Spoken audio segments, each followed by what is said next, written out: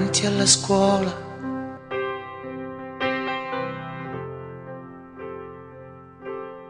Tanta gente.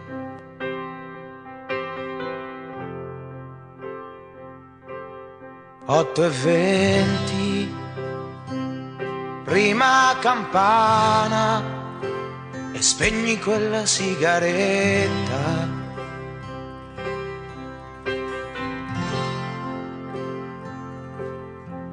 E migliaia di gambe e di occhiali di corsa sulle scale, le 8:30, tutti in piedi, il presidente, la croce, il professore,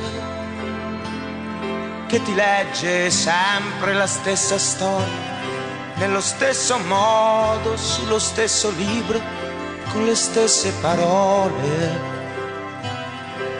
da 40 anni di onesta professione.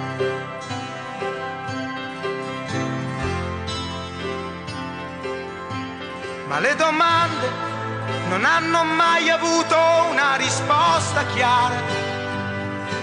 E la divina commedia,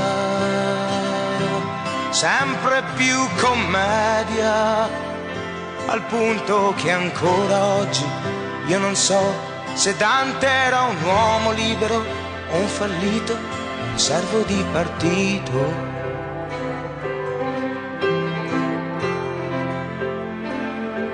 Un servo di partito.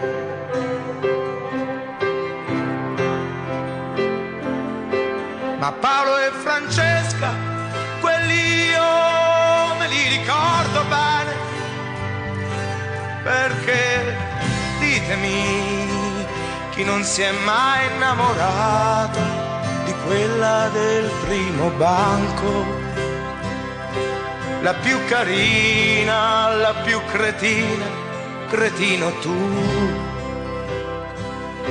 che rideva sempre proprio quando il tuo amore aveva le stesse parole, gli stessi respiri del libro che leggevi di nascosto sotto il banco.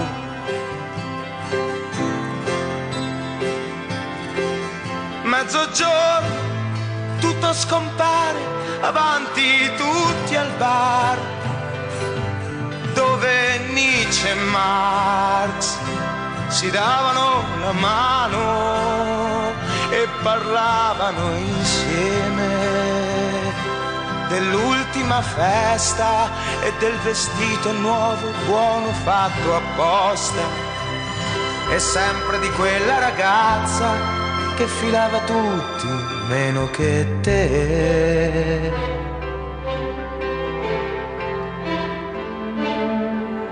Meno che te.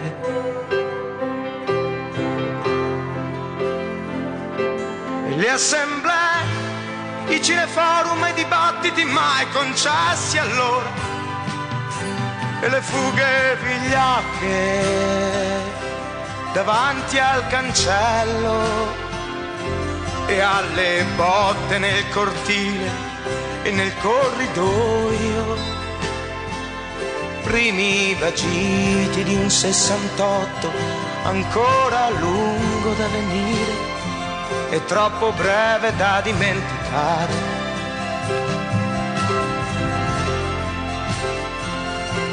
E il tuo impegno che cresceva sempre più forte in te,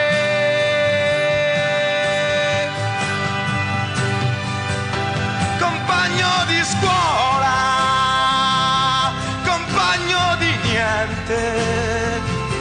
ti sei salvato dal fumo delle barricate, compagno di scuola, compagno per niente, ti sei salvato, o sei entrato in banca pure tu.